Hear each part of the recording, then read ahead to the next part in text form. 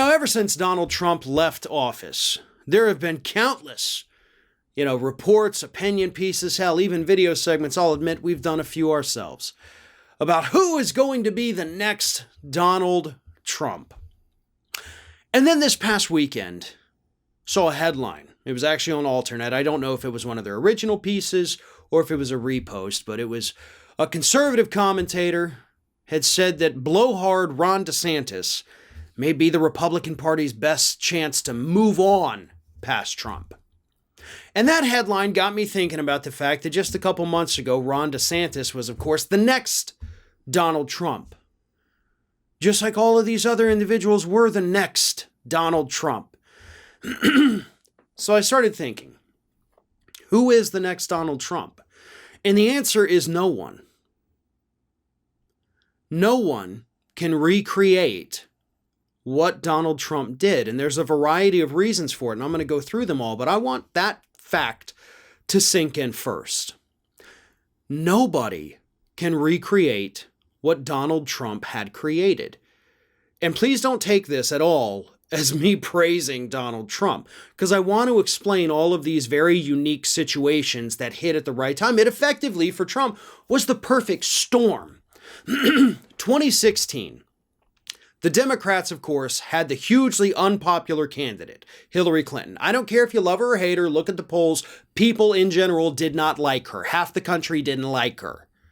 So right there, the Democrats out of the gate tripped and screwed the pooch on that. But at the same time, you had all of these economic concerns about Americans. We had been told for many years that the Obama recovery was doing great. The Bush years tanked the economy. Obama made it better. But people were looking around and saying, hold the frick up. I'm not better. My wages haven't gone up. My bosses are doing better than ever. Things suck for me. Sound familiar?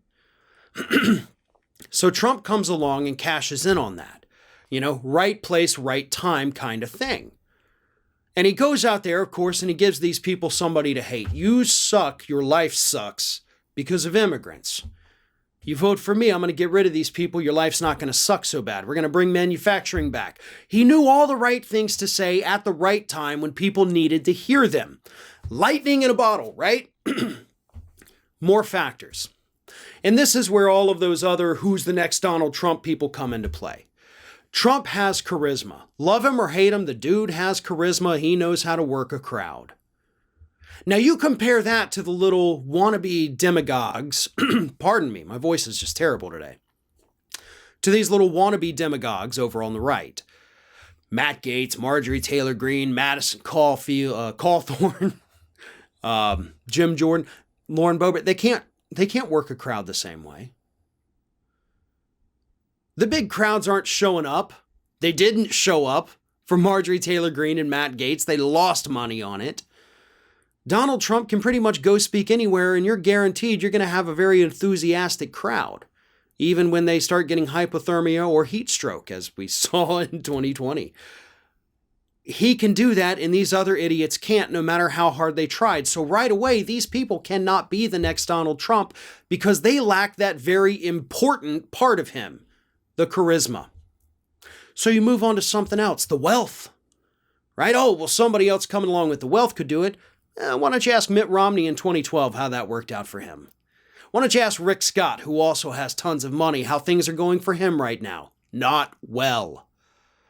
Well, what about the other people who do have a little bit of charisma and know how to work a crowd? Your Josh Hawleys, your Ted Cruzes. Yeah, but they're establishment.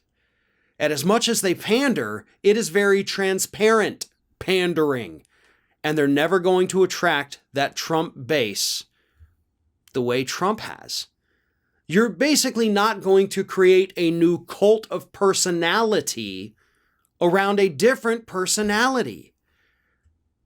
So I guess the moral of all of this, right, the conclusion is that there's never going to be the next Donald Trump.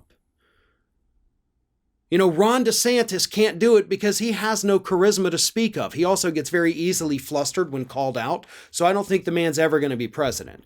He's going to fall apart on a debate stage like that. The rest of them can't carry it. They don't have the temperament. They're not able to play things off the way Trump has. You know, yes, he gets mad, yes, he gets angry, but he gets the crowd angry with him. Those other folks aren't able to do that. They also don't have the celebrity factor that Donald Trump had. Everybody in the country knew his name.